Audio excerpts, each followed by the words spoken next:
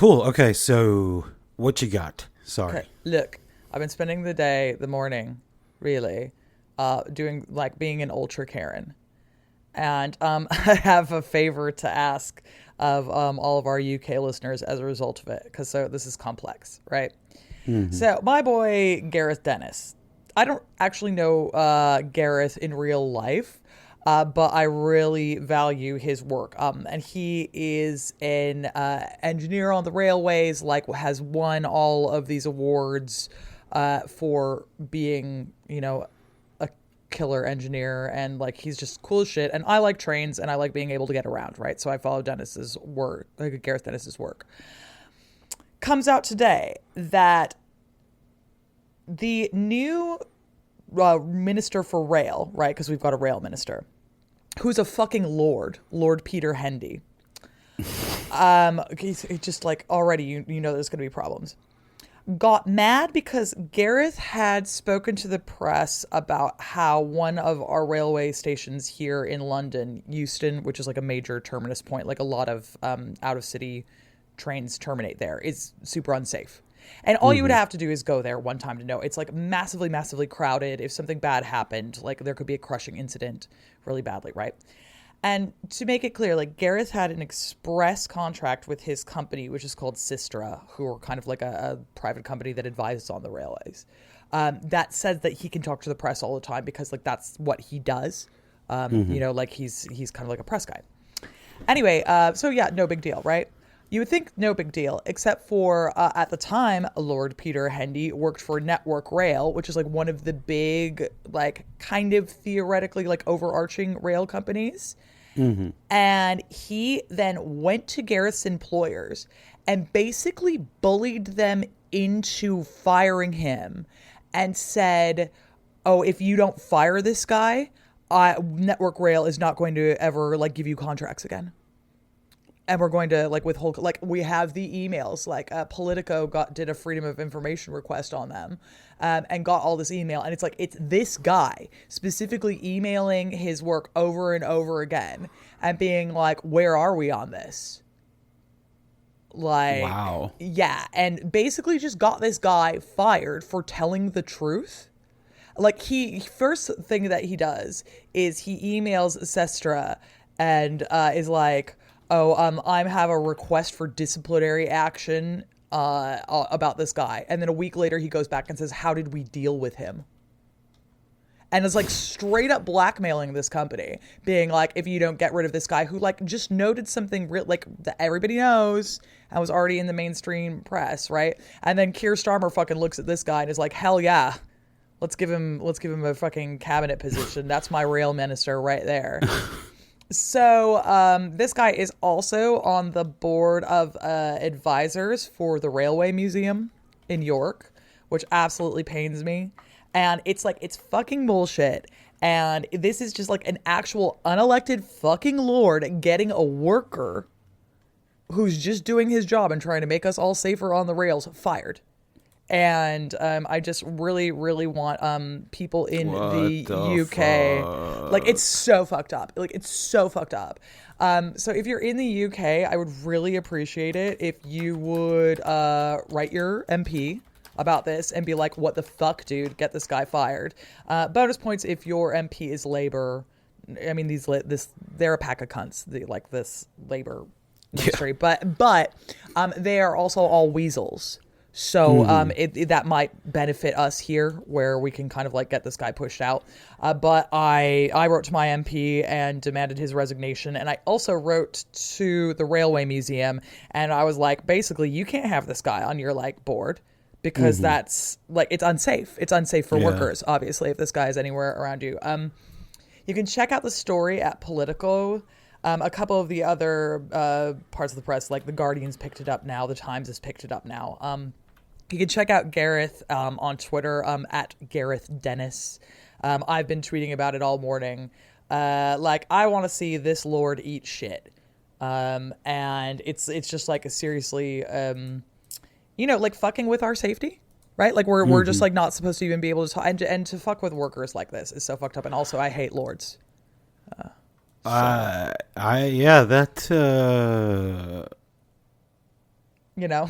That's wild. It's like absolutely bonkers that this was allowed to happen at all whatsoever, and that no one was like, bro, are you blackmailing me? And it just like shows you how desperate everybody is, like, in this fucking country. So yeah, I'm livid. This is my boy. His work is so good. Insanity. Just like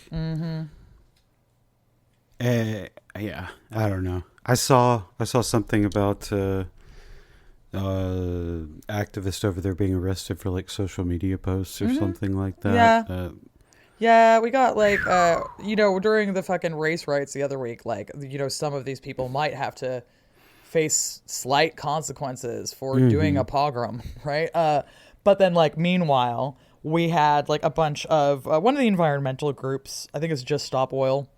A bunch of them got arrested and put in prison for 3 years for attending a Zoom meeting where they were planning a protest.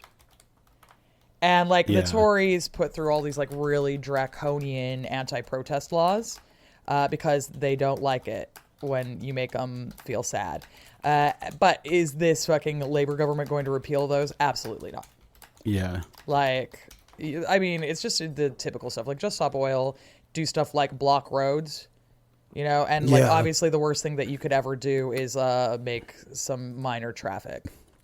Yeah, make someone slightly late for something. Yeah, like, I don't know, man, don't drive. Like, this is London. Yeah. Put your shit together, But yeah. It's I don't know, like, it's all I was talking to my mate Gareth earlier, and I was just like, anything I can do to help, and he's like, the best thing that we can do is like put pressure on people, but like also when Sister fired him, they tried to get him to sign an NDA. In order to like get like while they were firing him, like to give him severance pay, and he was like, "No, I'm not going to do that." Yeah. So like, I'm just going to be yelling about this shit because I'm tired of this fucking country and all that nonsense, and like, how you can just go to jail for being in a protest, or you can get fired for pointing out obvious safety flaws. It's just bullshit. Like, I don't. Do I feel like it's just not good, mate. No, doesn't seem great. Doesn't seem great. Seems like there's a lot of problems.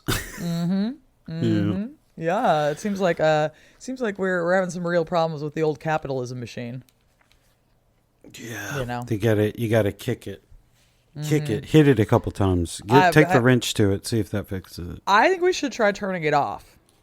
But maybe, I don't know if we should turn it back on again. I think we should just turn the capitalism machine off and see what emerges. Turn it off and see what happens. Yeah. Well, it's gonna do it. It's gonna do it that way anyway. Like that's it's gonna happen regardless. So that is you're goddamn right. That's something.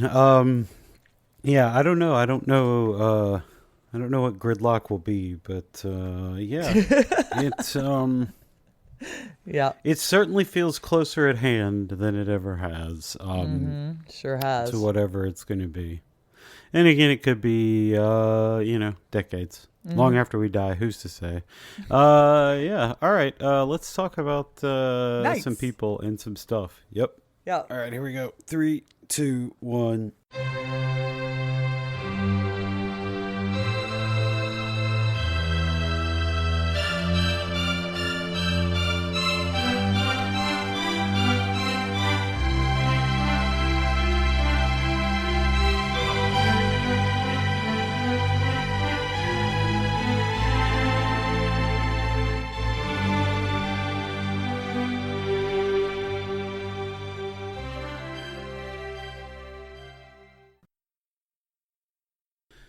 Hello, and welcome back to We're Not So Different, a podcast about how we've always been idiots. My name is Luke Waters. I'm an amateurish historian, and as always, I'm joined by Dr. Eleanor Yaniga, who is anything but. Today, got another patron episode request, this time about knights. But before we get there, got a couple of questions.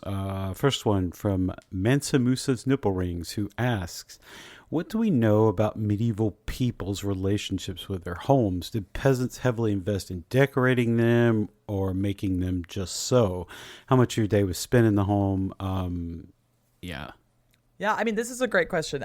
The answer is we know that they like to decorate shit because medieval people are heavy on decoration, right? So they, like, at the very least, probably are like painting. And, you know, and when I say painting, it's like not, oh, this is going to be red or whatever, but they probably like paint flowers on the wall and shit like that. Or like weird little guys, because they love some of that. We do know that, like they're probably also painting things red and yellow and things like that. So color plays a really big part of it.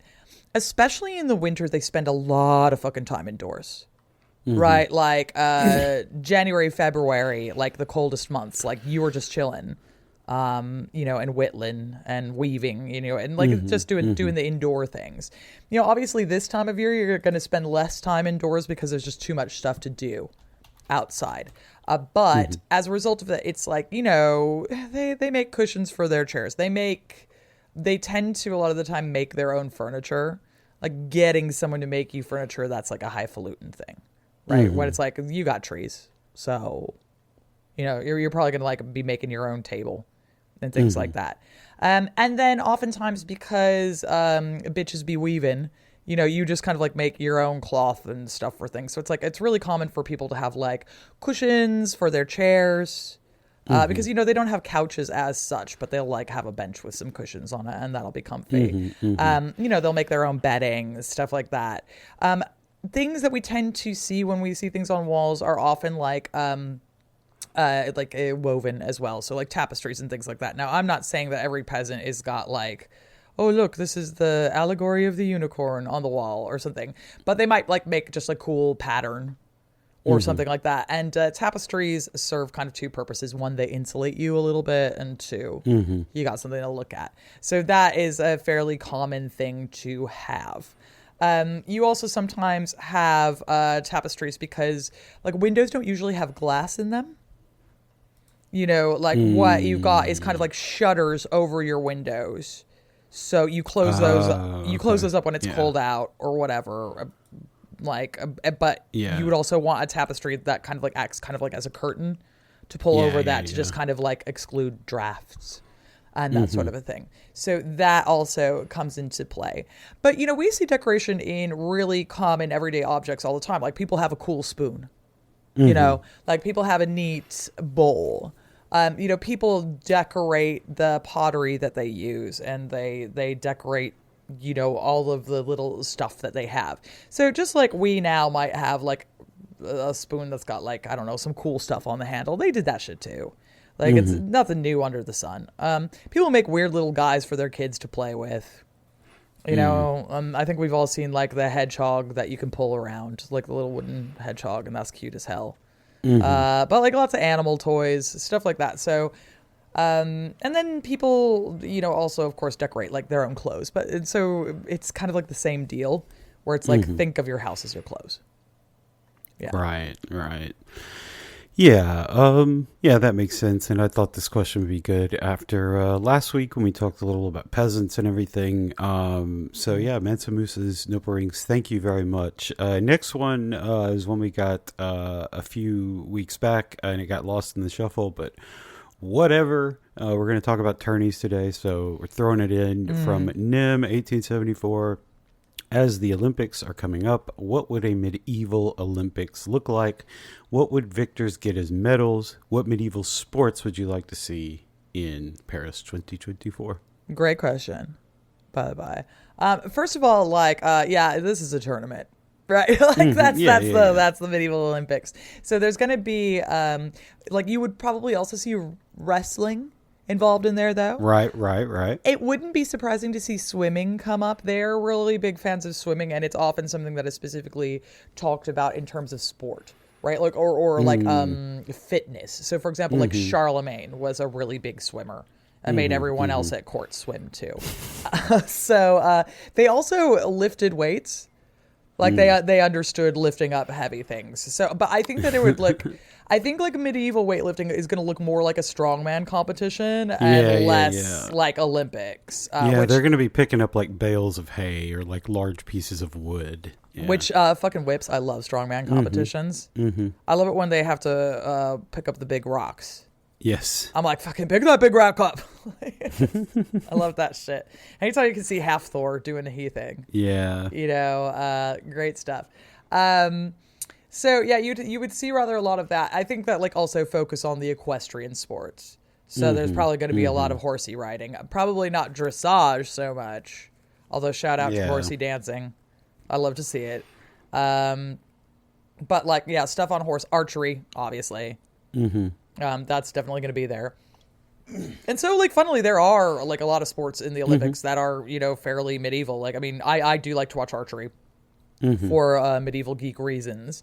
But, yeah, you would just see a lot more when it came to horse things. It would just be more violent. That's all.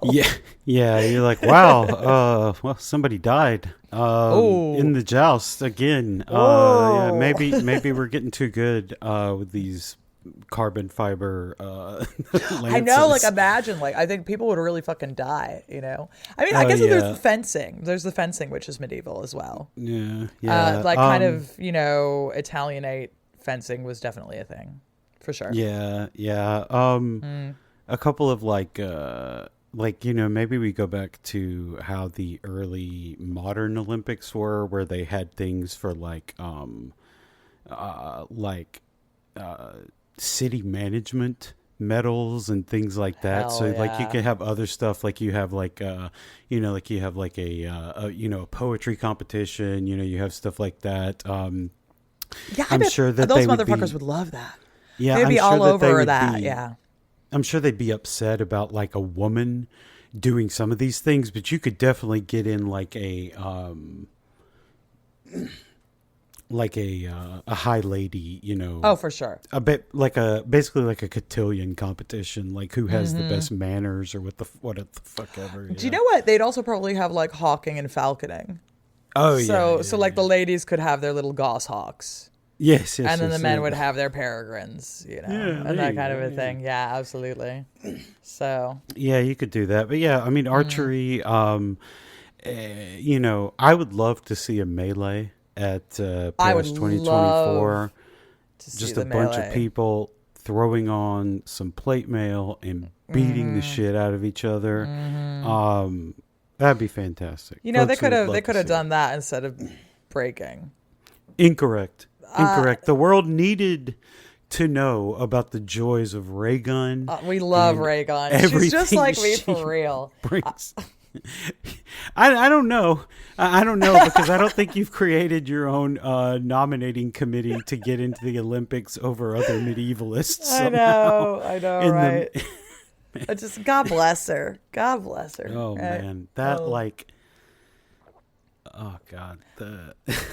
I guess I love it. Okay, I'm like, all right. Last bit of the question though. I guess what would they give as medals? It's usually money. Crown of laurels. And like, probably a crown of laurels, but like, it's usually money. Like that's what they give you when you win tournaments and shit. Yeah, they try to go real like old school Greek and Roman with it. They'd be like, oh yeah, like give him the crown of laurels and make him, you know, the. Oh, they would absolutely do that. The king of love and beauty, like. Yeah. Oh, for sure. Like they would 100% do that because they would know about the crowns of laurels and things, and then they'd be like, "We're like Romans." Yep. Look at us. Pretty much. Yeah. That's what I'm like. Yep. And here we are doing it nowadays. Yep. Nem, thank you so much for the question. You know, let us talk about ray gun.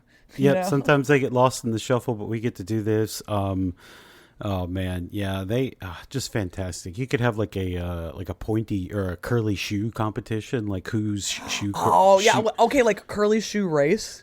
Yeah. It's like a sack race, but in the pointy shoe. Yeah.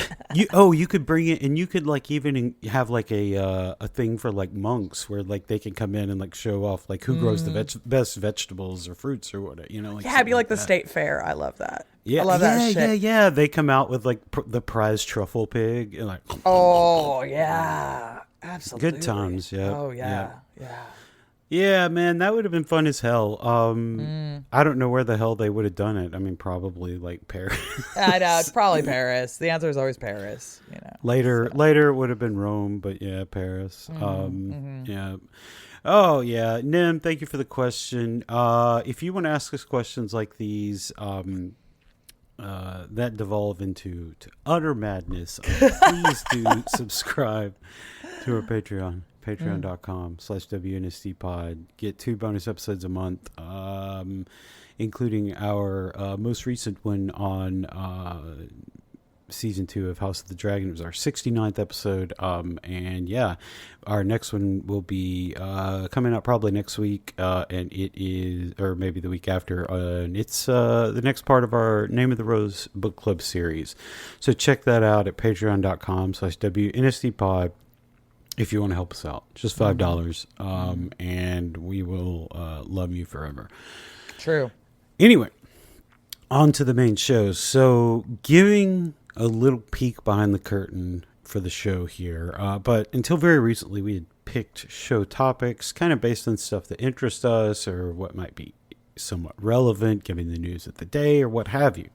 But all that changed when I was finally able to raise enough sacred chickens, which I keep in my backyard, to consult for answers for all of my daily questions. That's right, folks. I'm doing augury over here. I present a query to the birds. The gods speak through their sacred movements, and I interpret the auspicism, whether positive or negative. So, after checking with them on what we should have for dinner tonight, anything but chicken was the answer. I decided to ask what topic we should do for this week's episode. For a while, the chickens dithered about, making no definitive signs that I, with my decades of experience as a professional augurer, a very real thing, could not discern. I was disheartened because, as listeners well know, without a positive auspicism from the gods via the birds, the show simply can't continue. Yeah. It's one of the things we know most about the shows. I was growing distraught, pacing back and forth, as I waited for a sign of some kind, something, anything to go on. And just when I thought all hope was lost, the chickens began pecking and clucking and strutting and shitting out their answer. They told me in no uncertain terms that we should do more patron episode requests, like our episode last time on the day in the life of a farming peasant. This seemed rational enough to me, but the gods weren't finished communicating, so the chickens continued their revelatory perambulations, telling me that not only should we do another episode request, we should take a few of them and turn them into a short series of day in the life episodes. I was at first dismayed. Surely it wasn't time for another series. Haven't the people had enough? But the gods, through their avian messengers, were steadfast and decreed that another series should, nay, must be done. And who are we mere mortals to ignore the will of the gods and chickens in such matters? So, we're retroactively turning this into a day in the life series that is based upon patron episode requests, just like the chickens demanded. We started with a farmer last time. We'll talk about a knight today and a merchant next time. Those are both based on patron questions. And we're just going to do a couple of more episodes in the series on stuff like maybe nobles or monks and such to round it out. Yeah, so that's what we're doing. But today, we're going to get to the episode requests in just a second and then focus on the life of a high or late medieval knight, more so than the earlier iterations. This is because our topic is about jousting as a social phenomenon, and jousting didn't turn into a thing until much later on, circa the 13th century or so, after knighthood became enmeshed with the concepts of chivalry, Christian crusading, and being petty nobility. But first, we're going to talk about how different the lives of knights were for those in the early Middle Ages as compared to their later counterparts. And as we said last time, this is a representative day for a knight in, the main regions of medieval Europe, and would vary across other places. So while the Finnish people riding their reindeer into battle is cool as fuck, we won't be including them as knights, sadly, even though personally I think we should. But that's beside the point. Yeah, Eleanor, they whip. go ahead. They do. Just too cool. Yeah. Hacapoletas, or yeah, I think that was it. Yeah. Eleanor, the knights we imagine in popular conception didn't come along until the 11th or 12th centuries at the very earliest. So what was life like for a knight, during the first 600 years or so of the Middle Ages? I know, right? Just that's all. Just half a century, no big deal. It's fine. It's no big deal. It's an interesting one, right? Because the reason that we're kind of focusing on high and late medieval knights is because that's when things sort of ossify as a concept. And really what you get is much more of a patchwork in the earlier medieval period in the way that like the Roman successor states simply are, right? Yeah. So like most things, you have a bit of a holdover from the Romans when, you've got like, I don't know, Ostrogothic Italy or Visigothic Spain. But one of the things that kind of happens here is that, the Romans have a professional army, right? So they've got like generals and all this stuff. And generals do still tend to come from the higher echelons of society. Obviously, it's like you can go ahead and be a foot soldier, but like that doesn't count, right? And one of the big things that kind of helps to break down the Roman Empire is the fact that like when the soldiers stop coming around and you've got a bunch of like barbarians, quote unquote, outside your farmhouse, you're like, what am I paying taxes for? Right? Like, what's the point of all this? And so like one of the things that is, of course, of note, especially in the later Roman armies, you do get a lot of barbarians in the army. Like there's barbarian generals, there's like barbarian foot soldiers. So part of the transitioning to knights is this kind of transitioning to just hiring whoever is around. And so like if you, one of the things that you'll do if you're one of the big landholders and the army isn't going to come help you for dick, you just go, oh, like, well, I guess these barbarians are here, so I'll just hire that. Like it's a kind of cross between like paying off the mafia to not like burn your shop down, and also like hiring the mafia as bodyguards, right? So that's kind of like the beginning of this buildup of private armies. And that is kind of out of whence we get the knightly stuff, right? So in particular, like with these earlier knights, it's going to be less horseback stuff. You get more horseback kind of slightly later in the early medieval period. And this kind of has to do with a transition from, everyone was scared of the Huns because they were really good on horseback and stuff. And so everyone's like, fuck, we better get good on horseback. Like, we're going to have to keep up with the Joneses here. It's a bit of an arms race specifically about horses. So we kind of see these things begin to like aggregate. Right. And, over like on the Arabian Peninsula, for example, like the Eastern Roman Empire is having serious problems with like the rise of Islam and like all these homeboys who got camels and shit. And they're like, shit, fuck. So like, you've got like a big imperial army. And if you've got like 500 guys on camels that show up real quick, burn everything and run off again, they're like, you're supposed to stand in a straight line. Come back here so that we could make a Roman square or whatever, and they're like, no, right? So it's like you get a bit of a, so people start going, I think that maybe we need to be like a little bit more mounted because that seems to help, right? We start to see like more of a knight rise around, surprise, Charlemagne. You fucking know. You knew this guy was coming. Yeah, we all knew this day was coming, but it's because he's trying to be Roman, But such a little drama queen. And it's interesting, right? Because specifically for Charlemagne, with his whole like, hey, look at me, I'm the emperor. Also, God loves me. That's why I'm the emperor. Kind of a deal. He was sort of like taking on the auspices of like the Roman Empire in terms of being like, and what I will do is make sure that groups of men with horses show up when things are bad. Right? Yeah. Like, I can send them out to Francia or wherever, and these guys will kind of show up. This ends up biting him in the ass, as we discussed before. Well, biting his fail sons in the ass, right? When they're like, what's a Viking? and they're not around. And then basically the same thing happens with the Carolingians that happened to the Western Roman Empire, because everyone was like, why are you the king? Because I got pagans in my backyard, so...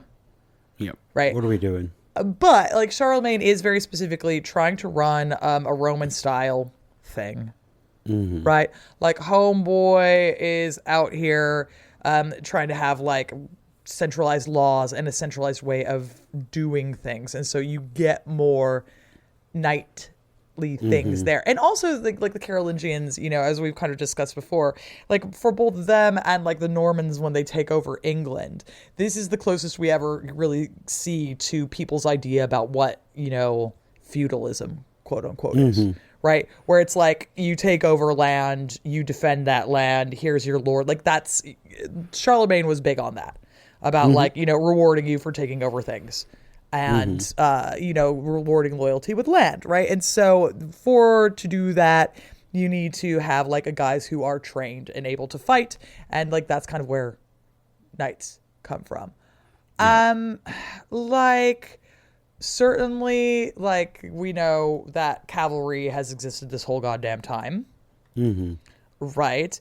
But one of the things that kind of changes around this time is the way cavalry is used. Because for Romans, the cavalry often holds back. Right. So, like, because the cavalry are the fancy lads.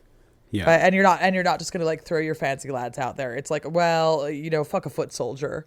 Let's get them out there, get the pikemen out there, and we'll just see what we can see. And then if we need people on horseback, like, they communicate messages, they fight other people on horseback. So let's just see how the fucking battle is going before we start, like, throwing the fancy lads at it. For medieval stuff, it's slightly different, and you go cavalry first. A lot of the time. But the reason that you go cavalry first, especially, like, in a system like Charlemagne's and stuff like that, is because you want to go and prove to the boss that you're super good at this shit, and so that you get land, right? So it's like, send out the cavalry first, see what the fancy lads can do, see who they can kidnap, et cetera, so they can be like, did you see, boss? Did you see me on my horse? And then everyone will go, wow, big horseman. Like, whoa. Well, have 20 vergates or whatever, Yeah. So that's a pretty fundamental difference in terms of how things are thought about. Yeah. They also, one of Charlemagne's kids, or I think it was grandkids, Charles the Bald,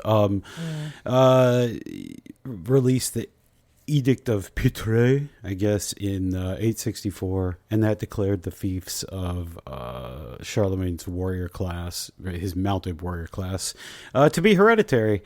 And that's how you get part of the old medieval feudal structure broadly, and so you get that, and from there it just kind of starts to roll up, and you don't they're not leading from the back anymore or whatever. They get out there in front, and that's how you end up in the 100 Years' War, where France has 2,500 nobles wiped out 2 separate times in the span of like 60 years, because they just sent them all out there into the mud on horses, and they got fucked. But so we are going to get to the jousting in just a second, but let's set the stage. We are a knight, Sir Dandy Fop, and his loyal squire, Fauntleroy. The year is, I don't know, let's say 1400, and we're from France. Yeah. So, what does the typical daily attire of a knight look like when he's not either preparing for a battle or a tourney? Like, what do they wear to the office on a regular day? They wear fancy lad clothes. Okay. So they're not wearing like their formal like their formal mithril coat. Okay, cool. Yeah, armor's fucking heavy. Yeah. Mail's heavy. It's just not that comfortable, and you wouldn't wear it around the shop. You're probably wearing wool of some description. If you're a real fancy lad, especially later on, maybe you've got like silk or velvet or something like that. But in particular, you're going to be wearing like brightly colored wool. And then, we've talked about fashion before I got a YouTube video on medieval men's fashion that you can go look up. That'll show you a bunch of pictures. But as increasingly as time goes on, it's like they wear hose, and like the tunics get shorter and shorter in order to give the ladies what they want, which is a view of the bulge. That's right. The shoes would be pointy, Yes. like unless you're like a killjoy, right? Like you might be a super pious guy, and then you're going to be like, "Oh, I'm Mr. Man. I'm wearing gray." And, oh, Boo! I Go think join about the Lord." monks or shut the fuck up. Boo. Yeah, exactly. But it's like there's also an expectation that you dress like this, right? Yeah, like yeah, it's a really important form of social signaling, where to the point where that's how when you get like fops like Saint/King Louis. Where they're still dressed like a king because you have to dress like a king when you're a king. But then they're like, oh, he was wearing a hair shirt underneath. Wow. Yeah. Oh, wow, what a holy guy. Right? So it's like the expectation is still that you're going to be a fancy lad. One way or another. So, yeah, it's like, it's not like I'm striding in like fucking Boromir with, mail on. Right, Yeah. like it's much more like, hello, it is I, Sir Foppington, right? Yeah. Like, Yeah. So like, okay, so we're not talking specifically about the squires, but like I gotta know, like, what is like the knight, let's say the knight is on like chivalry duty at the castle or whatever, he's trying to woo some maiden or whatever he's doing. What is the squire doing while this is happening? Like, are they always at the beck and call, or is it like, you can go grab a bite to eat or whatever while I'm macking on this dame? yeah, I mean, like there's going to be more stuff for squires to do, like especially looking after horses. Like that's a big thing that they do. But a lot of like once you do the major things, it's still kind of like ordering the servants around, and then you can go mac on the dames. There Right. you go. So, but it's just that there's like a couple more steps there. It's like, an apprenticeship or whatever. Right. Like there's going to be a bit more busy work, but it's like once you make sure that like the master's horse is like, curried and fed and watered, and like the stable's getting mucked out by the servants, and like you've made sure that like the armor's where it needs to be, it's like appropriately shiny and stuff like that, you can fuck off.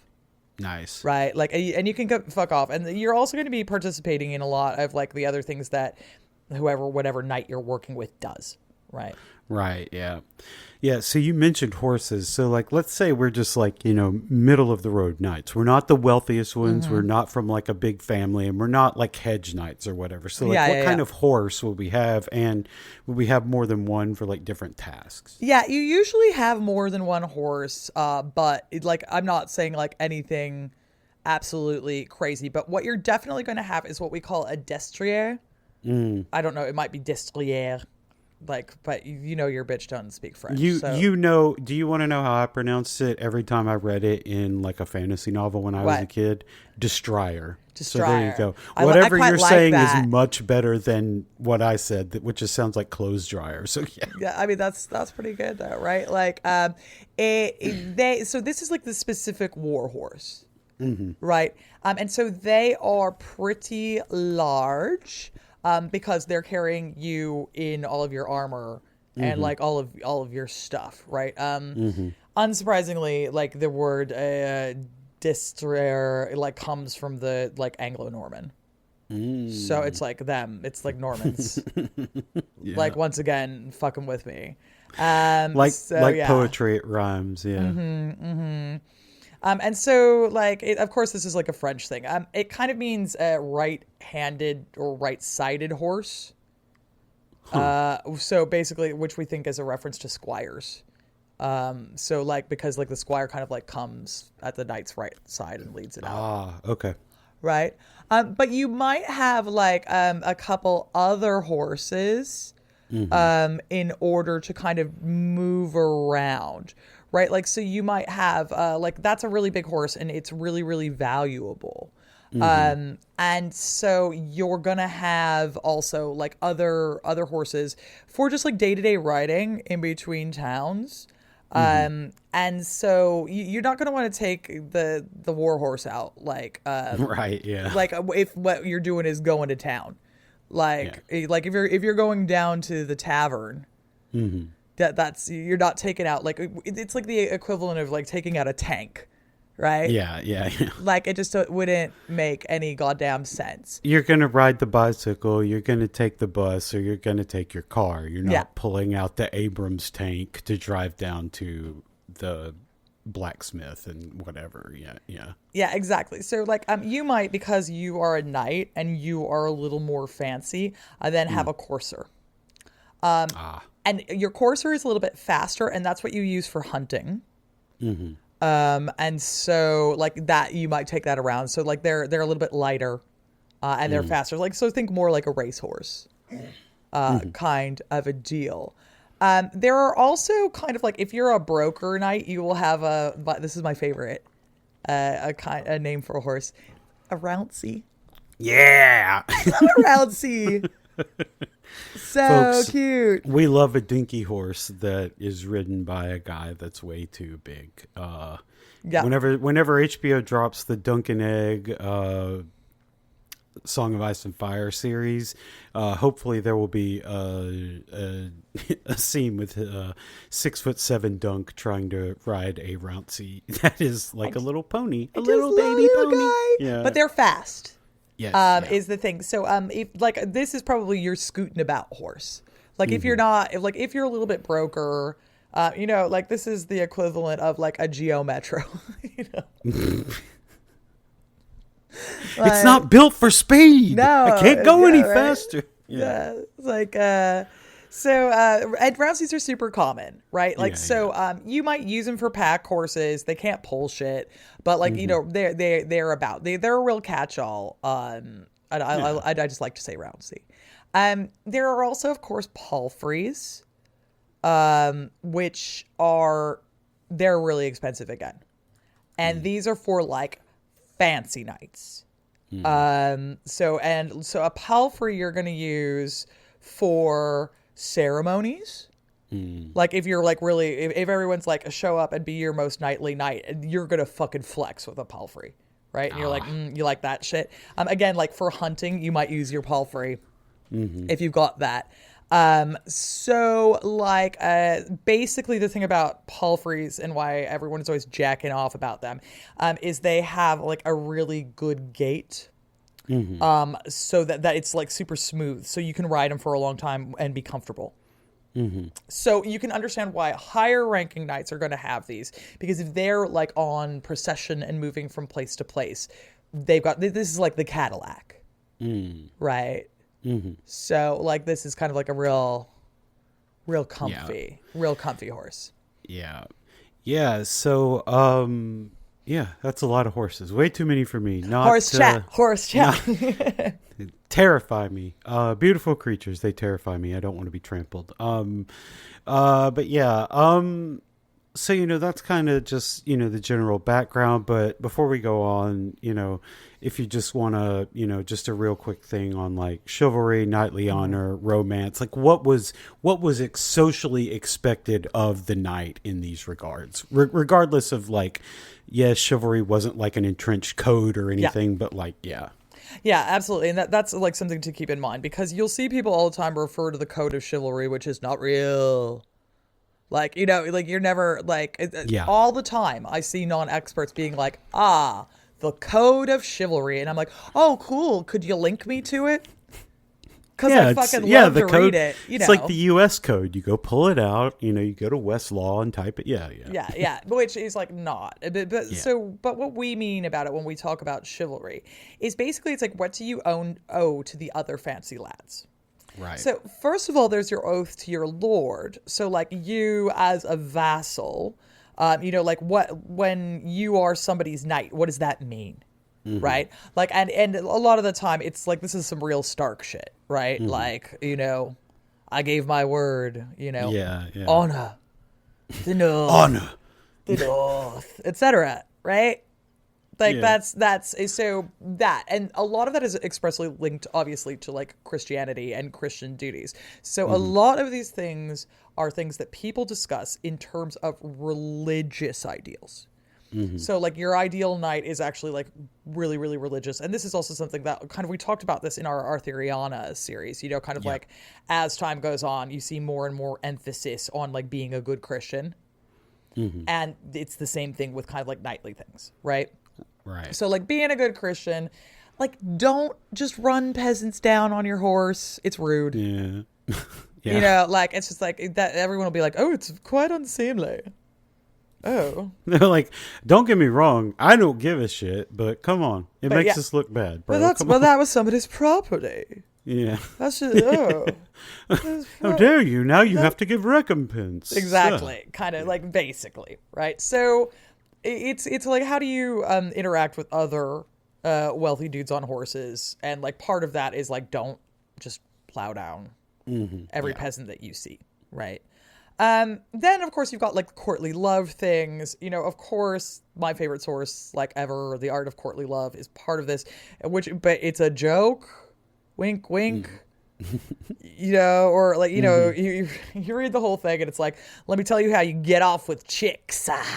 Like, this is how. It's like, this is either a joke or, man, wow, you guys had the least self-introspection of Anybody. all time. You That's know, like- we were just like, nope, not looking internally, only external, baby. I know knights who use subtext, all cowards. All et cetera, cowards, et cetera. yeah. And so basically, you get these kind of like sort of ideals, and like whether or not The Art of Courtly Love is an actual manual intended to operate. It says, you know, the author himself, Andreas Capellanus, says at the end, "I told you about this so that you wouldn't do it." Like, and actually, what you should do is go pray. Which is like That. What is your obsession with my forbidden closet of wonder? Like well, yeah, exactly. you're like, man, your life would be so great. Like chicks would just be slobbing you off all the All time, the- bro. all You the were time, just bro. like, All the time. like you're killing dudes in battle, and your lord is giving you accolades and everything. He's like, but by the way, for the love of God, don't do it. Don't. Whatever. It's like, okay, man. Well, All right. that sounds kind of cool. I would really like a lady to you know, Suck sit me on off. me. Yeah, but like it's a Sit lot. on my face. Yeah. So it's like he just says this in like in the Art of Courtly Love. He's like, oh, there's two kinds of love. There's like the whole and the half, and the whole is like when you commit to not doing P and V. Because like, you know, it's higher minded. And he's like, but just so you know, I'm still down. Like I was still, look, it's not as pure. It's not as pure. But I would consider taking you to Pound Town. Yeah. You know, Yeah, it's not the same. It's not. Don't get me wrong. Yeah. I don't want any. I don't want to catch. I can't catch feelings. Code of Chivalry, Part 1, Yeah. Chapter 2. You know, sorry, can't catch feelings. Can't catch but it. I can definitely hit it and quit it. You know, and then it's just like, Yeah, Yeah, so man. you know, and we've talked about Yeah. it a million times before. It's all about getting with your boss's wife and blah blah blah blah. And there is a lot of that going on because everybody's just kind of milling about in a fancy house and like going and like giving each other waggly eyebrows. You know. yeah. Ooh. Would you like to cuck my husband? Why, yes, yes. I am. Oh, got my kind sir, of course. Oh, yeah. All right. Let's get to our topic question, which comes from Gaffsey, who says, can we get an episode on jousting as a social phenomenon? It's kind of crazy that there was this thing where common folks would go and watch nobles beat the shit out of each other in ritualized combat, and it became so popular to the point that authors decided that, like, Caesar and Alexander were doing the rounds in tourneys or whatever. Any sources for monographs, articles would be greatly appreciated as well. So, Eleanor, you know, we're going to talk about the tourney here. You know, it's the big thing. Everybody loves them. They were definitely a real thing. They happened all over Europe and other places as well, but definitely a mainstay in Europe. So, like, how long does an average tourney last? Because, I mean, like, you know, I know they weren't quite as attuned to, like, breakdown of the human body and everything, but I got to think that, like, you can't run 3 rounds in the joust and do a melee in the same, you know, 5-hour span or whatever. Well, so they often go for days.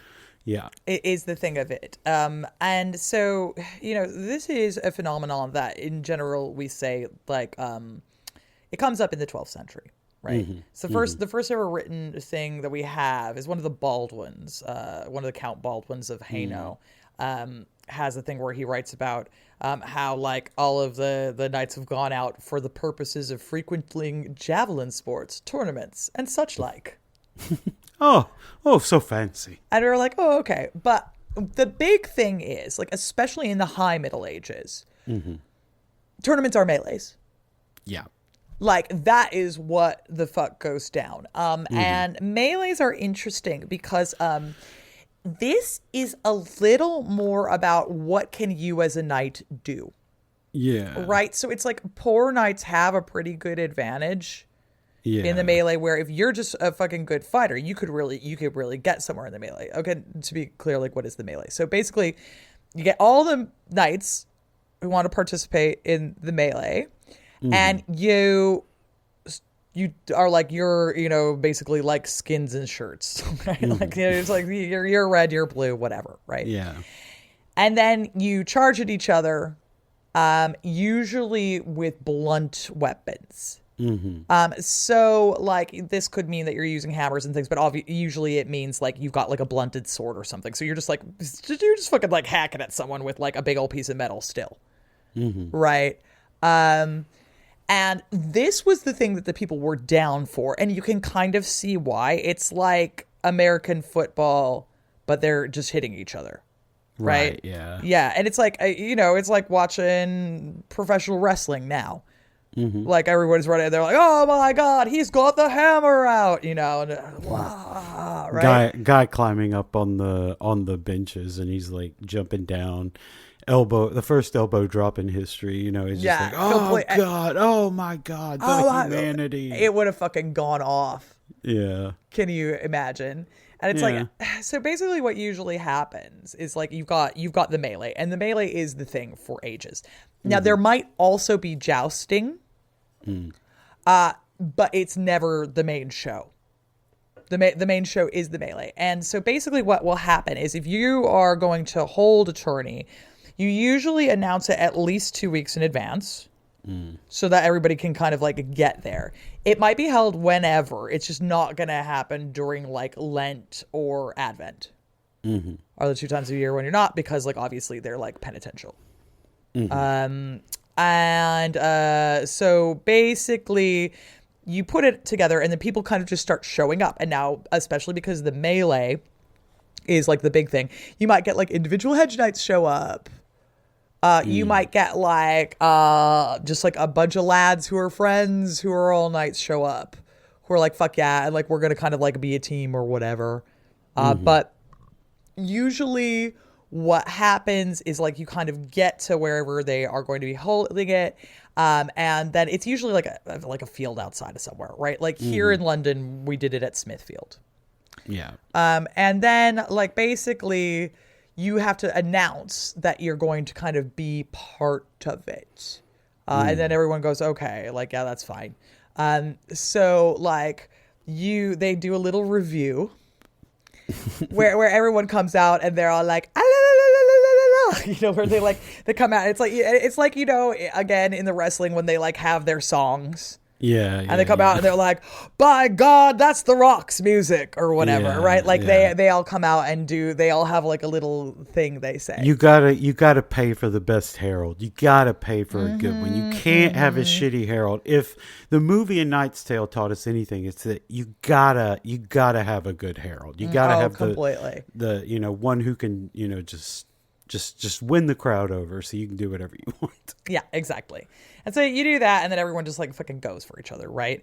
And it's essentially like just crazy, and it's kind of like last man standing. So like, you know, in Game of Thrones when we see Brienne for the first time because she wins that melee, like that's it. Yeah. Like that's what's up. And you can see why people are like, yes, fuck yeah. Yeah, because that's awesome. Yeah. But over time, we see the jousting take more and more precedence. And the thing about the jousting is this is going to favor your fancier lads more. Because you've got those super sweet horses. Yeah. You've got like the time. Because like here's the thing is that like you can do well in the melee if you're kind of like any knight who's, knights train every day. Right. And you're just going to be like sitting around hacking at things and each other and wrestling and blah, blah, blah, grappling, things like this. Right. And so everybody does that. Having time to practice jousting. Well, now you're a fancy lad. You got time to do this thing that is literally just a sport. Yeah, that's a very specific thing. Like your normal person, like, I mean, they're probably not going to be like fist fighting all the time, but like you can pick up stuff. You can, you could do that. Maybe you were called into battle a couple times or whatever, and you had a knack for it. Like that is something you could pick up. Unless you are insanely wealthy, you cannot pick up joust. That's like, it requires specialized equipment in the horses and the lances and the saddles and all that stuff. It's just like the cost of entry to it is like, training to be like, I don't know, like a golfer, or, training your kid to be a golfer and having to buy them like $10,000 worth of equipment or whatever nowadays. I don't know. Yeah. Something that no normal person can like attain. Yeah. And this really tells us about what's going on here is this is a form of like conspicuous consumption. It's like polo now. Yeah. Right. Where it's like, oh, you've got some horses and you're riding around playing horsey hockey. I see. Yeah. It's just kind of the same thing, but it's that, but even more so because it is dangerous. Right? Like it is still combat. And so one of the things that's happening here is you're risking your life. You're risking the life of your incredibly expensive horse as well. And like for nothing. Yeah. Right. Like, which is why the church condemns tournaments, because they're like, just don't, this seems fucking stupid. Right. So, with jousting though, like eventually what we see kind of like what is happening here, it becomes more popular because it's just like a pretty good spectacle and people still like to see it. Yeah. Melee never really goes away completely. It's just what becomes more popular. Yeah. Yeah. And so like, Yeah. it's just kind of like over time it creeps in and it becomes like the thing. Yeah. But yeah, so the melee is the thing, and by like the, early 14th century, like the joust starts to become more prevalent. And then when tourneys themselves die out, jousting itself still sticks around, and into like like 16th century, maybe later, but like basically like like they're slowly shedding like parts of it as they go on, because like at some point like the melee is just like, wow, that is brutish and unrefined for a man such as myself to participate. Yeah. And and so like, okay, now it's just jousting, and now it's just like a spectacle. Yeah, exactly. And kind of the jousting itself sort of changes over time, where like initially like jousting would be like whole lines of dudes. And it would be like, okay, go, like red team versus blue team, and like everybody does it, and then you kind of like see which team wins. And then this kind of eventually turns into individual jousting. And initially, like the individual jousting, it's usually something that you would let like younger knights do. Where you're like, you guys do this, you're young, you can afford to hurt a little. They're like, yeah, and they're like, oh, up and coming young upstart, like, kind of a deal, right? Yeah. But then obviously over time you have this shift to it being individuals. Yeah. Right. And so what, I don't know if have you ever been to the jousting? I've seen it. I've like watched an actual documentary on it, and I've seen like video of like it at Ren fairs in medieval times, but I've never seen it in person. Like I know you've seen recreations and stuff. Yeah, it goes fucking hard. Like I've definitely watched guys. It's like obviously they use much lighter lances and stuff now because they're not trying to die. Yeah. But it's like basically you line up on two sides of like there's like a big wooden thing that separates you, and then there's kind of like a ready set go. Usually like they'll like blow a bugle or they'll put down a flag or something, and you just fucking charge at each other. And as a general rule of thumb, you're just trying to knock the other guy off his horse. Yeah. If you break each other's lances, everyone's going to go, yeah, fuck yeah, woo, and that kind of a thing. But like, it's just like, I want to knock this motherfucker down. Yeah. And it's really difficult. Like, I mean, one of the things that I was really struck by kind of watching it is just like, how the fuck are these guys doing this? Yeah. Right. And like, it's a real skilled kind of thing. And it also becomes like quite WWE like, where, especially like, have you seen like 15th century jousting armor? Yes. Like, it gets so wild. You know, like, everybody's got, like, a helmet that just, like, looks like a turnip for some reason. Yeah. Or, like, or mine has a little birdie on top. Yeah. Or, like, you know, they all have, like, a little, they've all got sigils. They're all wearing silks over their fucking armor. Yeah. One thing that we should note is that, like, while a lot of stuff in fantasy is obviously made up, the, like, insanely ornate helmets and heraldry and colors, absolutely real. You can see like there are representations from the time of people with like dog head helmets and chicken head and, you know, dragon head, and as Eleanor said, like turnips and onions and shit like that. And like, you know, they just have their heraldic signs. They have like 6 of them on each side of the horse, and then one on their, you know, on their breastplate and everything. And it's just like, yeah. So, you know, when you're watching, you could be like, wow, maybe, you know, maybe someone did really have that fucking insane helmet, like just for sure, dicking around. Yeah. And it's like, so they would have insane helmets. They would have like insane sigils and things like that. You know, sometimes they would put on like funny fake like battles where they'd be like, we're all Tartars. Yeah. And these are the Saracens, and we are, and you know, you would do like a fake battle that way. Well, everyone would go boo boo, you know, kind of a thing. Yeah. Occasionally, like the church criticizes tournaments as well because stuff gets wild. So like sometimes you'll have like a bunch of women dressed as men come in, riding in, and being like, "We're going to be in the tournament." Everyone's like, "Oh, look at them gams." And they're like, and you know, like the tournament is known to get sexy.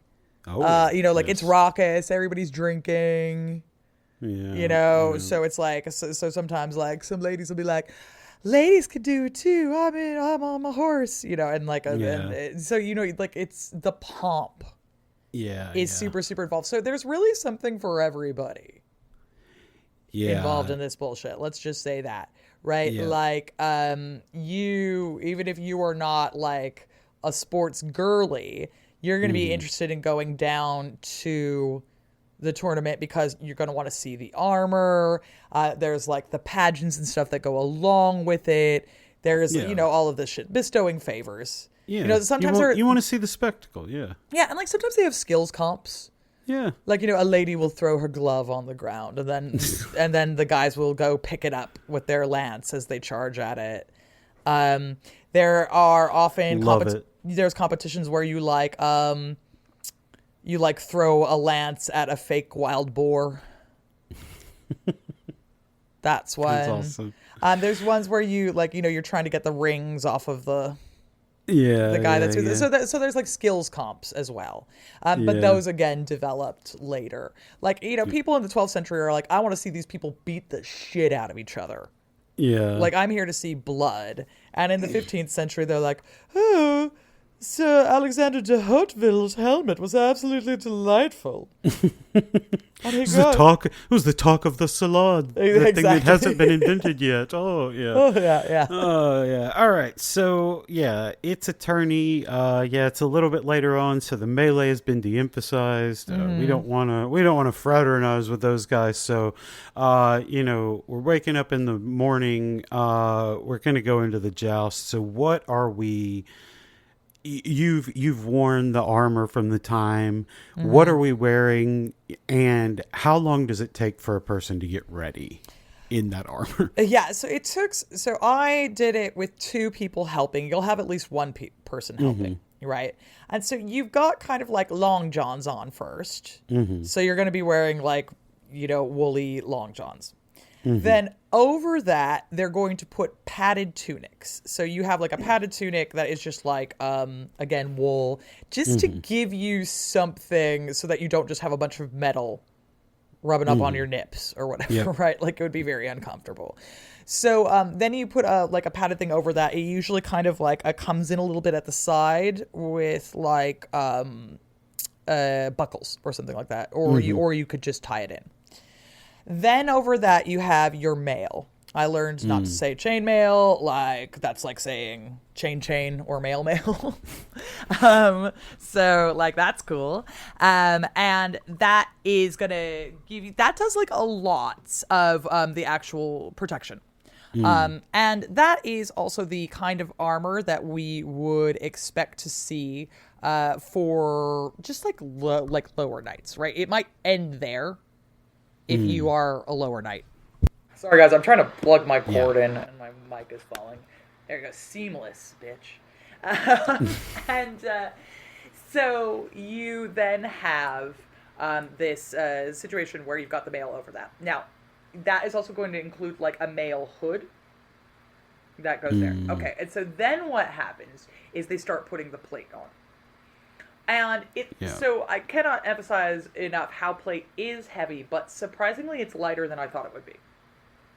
And even this was like not my armor, it was just like one of the guys' armor. And it was like slightly too small for me because, you know, no one's ready for fucking the Amazon queen over here. That's right. Those motherfuckers were not 6'1". Nope. But I always forget you're slightly taller than me. I don't care at all. I just that's like, right. wow. Yeah, it's just we're out here. We're out here in these streets. Yeah. And so the thing is, it's not as heavy as you would think because the weight is actually distributed in a lot of different places. And because they're all individual pieces, they sort of hang off different areas. So it's not like when you put a backpack on and everything's on your shoulders. It's like the thing on your legs is on your legs. Like the thing on your feet is on your feet. You know, like, so all these different things. So by that property, the weight is distributed a lot better. And so, yeah, you've got like little leather shoesies on. Little leather shoesies. And then everything gets covered with metal. So you have little metal shoesies on. Usually with spurs if you're jousting. Then you have like a calf coverer. And then you've got like, sometimes you don't necessarily have like your thighs covered. But you probably will. And so then they just kind of like close around you. Like, it's like I got one of them pinched my leg a little bit, and I was like, ow. So you get those like kind of clamped on you. Then you put like the big plate over your chest and back, and sometimes it has depending on what area you're in, it'll have like a little skirty bit, and that kind of covers your lap. So like your lap itself is usually not got actual plate on it, but it might be covered with the skirt, because since you've got to sit down on the horse, like you need some flexibility there. And then you are going to have greaves and gauntlets, so you know, stuff on your arms, and then a helmet on top of it. So like it's a lot of fucking kit. Like if you like the guy's just picking it up and moving it around, it's like no wonder you want a squire, right? You're like kid, just carry this for me, right? But you also want the squires because there's just, you cannot get into this shit yourself. You have to have help. So, how long did it take you with two people? I think it was like 15 to get minutes. into it. That's less time than I would have thought, to be honest. With one person, I think that it's going to take you at least like half hour. I'd say. Yeah. And also they were just like, quick, go, because it's like when I did it, it was like for filming and like time is of the essence, right? And it was fucking freezing cold and we were losing the light. So they're just like, get this bitch in armor. Get in the armor now. I was so fucking cold, man. It was like, get in the armor, or Ray will have to do it again. Oh god, I would have been like that day was so long. But you know, like they might do it more carefully if you know, you're actually going into a tournament, that sort of a thing. Yeah. Okay, so you get ready. Let's say, you know, we go into the first tilt and we get on the horse. Squire gives us the lance. We ride. We knock the other guy off because he fucking sucks. He's half drunk or whatever. And we got another tilt in, you know, an hour or so. So, like, are we just, like, milling around in the armor, just kind of chilling? Yeah, you're not going to take that shit back off. Like, absolutely not. Because it's like... Doesn't matter how fucking hot it is. You're like, I'm living in this oven, goddamn. Like you'll take the helmet off usually. Like you might take your helmet off, and you might like take your hood down, like just to like get your head out. Because the helmet was the thing that bugged me the most. in terms of what was. I was Yeah. like, this is making it difficult to think. It's just like. Yeah, the rest of it, like you wear a shirt, you wear long sleeves, you wear pants and shoes, but like even if you have a hat on, that's just like a hat. It's not covering your entire head and like enclosing it tightly. That's a different Yeah, feeling. for sure. And so what you're gonna do is you're gonna sit down, you're gonna have like some wine or some ale and like probably like some street meat, because they're like there's a lot of food selling going on, and you'll watch whoever else is jousting, A, because it's sick, and B, because it's like you're sizing up your opponents, right? And so that's what you kind of want, right? Yep, yep. So okay, so you go through it.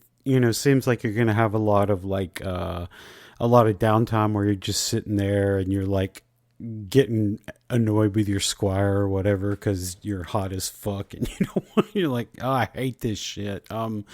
Yeah. So you get to the end of the day of jousting or whatever, and let's say that we were lucky. We had a good run, faced some drunk guys or whatever, and we won the tournament joust or just the joust itself later. So, what rewards and honors would we receive at like a normal tournament? So money is the big thing.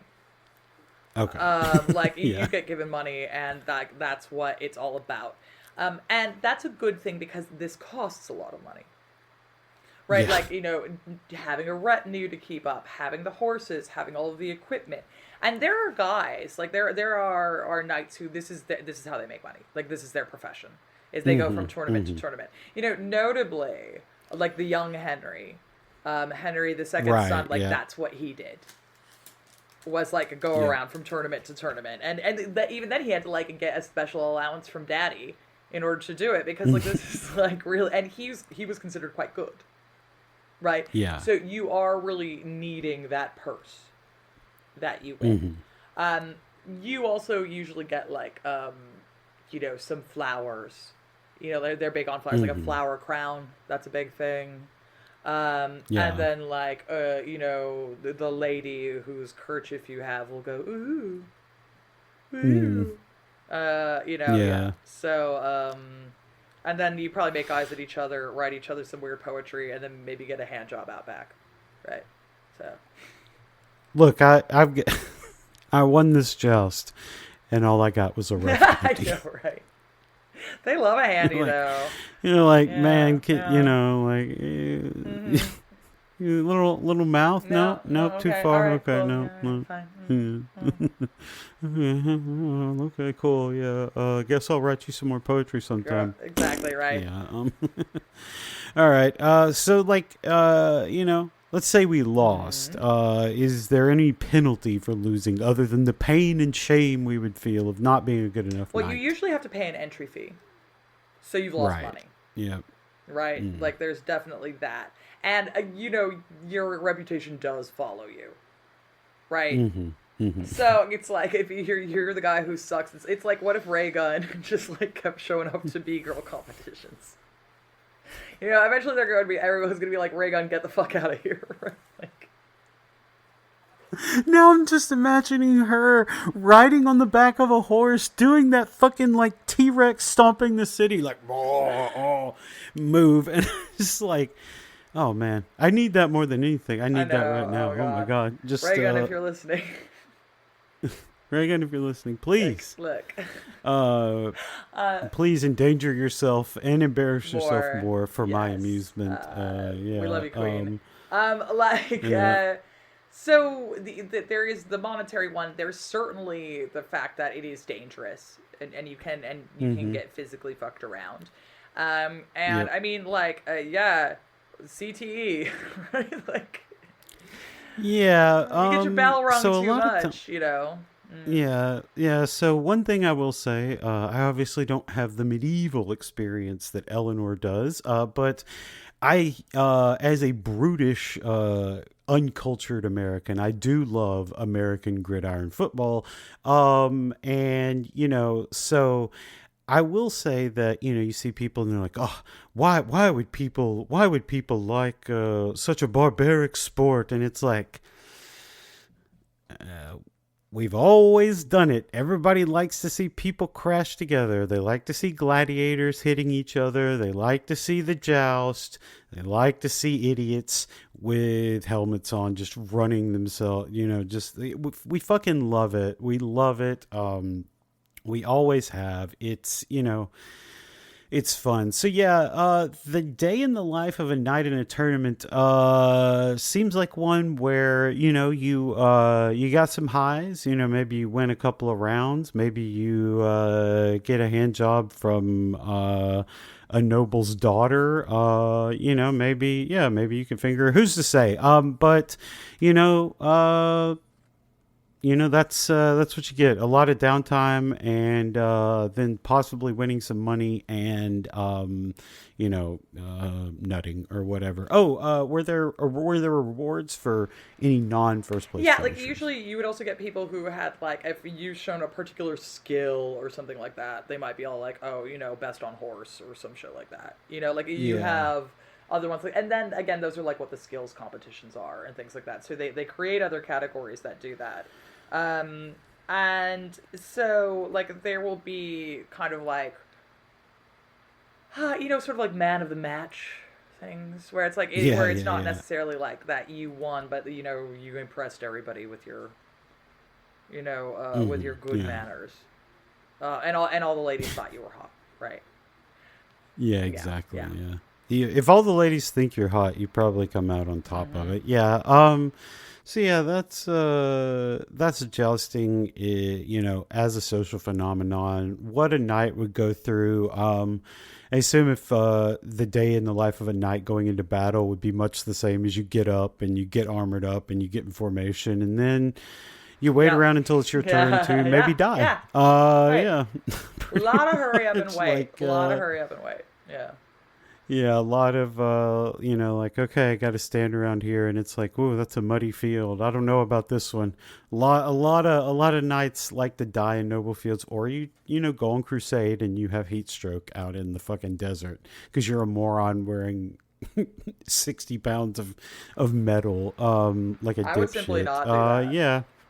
Yeah, doing a little light medieval imperialism, even though that wasn't technically a thing then, not like we have. But anyway, you guys know that. Gaffsey, we hope you enjoyed this. I know it was a little bit more all over the place, but that's because, the theory and idea of what a knight was changed drastically from 500 to 1500, and it became something totally different as opposed to just some guys on horses.